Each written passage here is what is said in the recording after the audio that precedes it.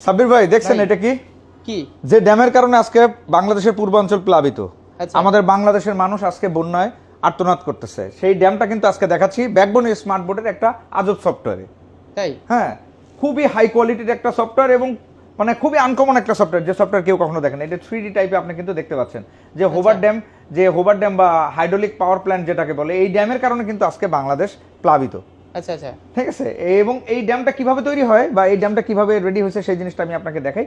এই যে ওরে দেখেন, বাপরে। এটা 3D ভিউ, কিন্তু এটা কিন্তু 3D ভিউ। এই যে আপনি চারিদিকে দেখতে পারবেন, এই যে এটা দেখতে পারবেন। এবং এটার স্ট্রাকচারটা যদি 3D স্ট্রাকচারটা যদি দেখতে পান, বাংলাদেশও কিন্তু চাইলে এই এটা কি বন্যা ভিতরে প্রতিরোধ- ঢুকে গেলেন? হ্যাঁ হ্যাঁ, এটা ভিতরে, এটা হচ্ছে একদম বলেন কি 3D। ভাই? এই যে 3D একটা ড্যাম এইভাবেই তৈরি হয়। আচ্ছা, ঠিক আছে, আচ্ছা। একটা ড্যাম এইভাবে তৈরি হয়। এখান থেকে পানিগুলো আসে, এটা হচ্ছে ছাঁকনির মতো থাকে, যাতে ময়লা আবর্জনা বা মাছ বা অন্য কিছু যাতে এসে টারবাইনের মধ্যে না ঢোকে। আচ্ছা, এই জন্য এইভাবে এখানে দেওয়া থাকে, এখান থেকে পানিগুলো আসে। এছাড়াও এখানে কিন্তু ইমার্জেন্সি আলাদা করে আবার কলাপসেবল গেট থাকে, যেটা খুলে দিয়েছে, যে যে আসলে যে ইয়াটাই কিন্তু খুলে দিয়েছে ইন্ডিয়া।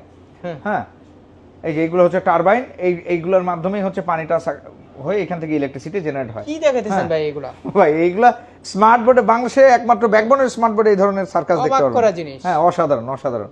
এবং এই যে পাওয়ার প্ল্যান্টটা কিভাবে কাজ করে, এই যে দেখেন এইভাবে। মানে পুরো বলেন জিনিসটা। কি ভাই? আর এই যে এখানে আলাদা করে মানে বিদ্যুৎ emergency- উৎপন্ন হ্যাঁ, হইতেছে বিদ্যুৎ এখান ইলেকট্রিসিটি থেকেই? পাওয়ার, এখান থেকে ইলেকট্রিসিটি ইলেকট্রিসিটি পাওয়ারটা এখান থেকে হ্যাঁ, এটাকেই বলে হাইড্রো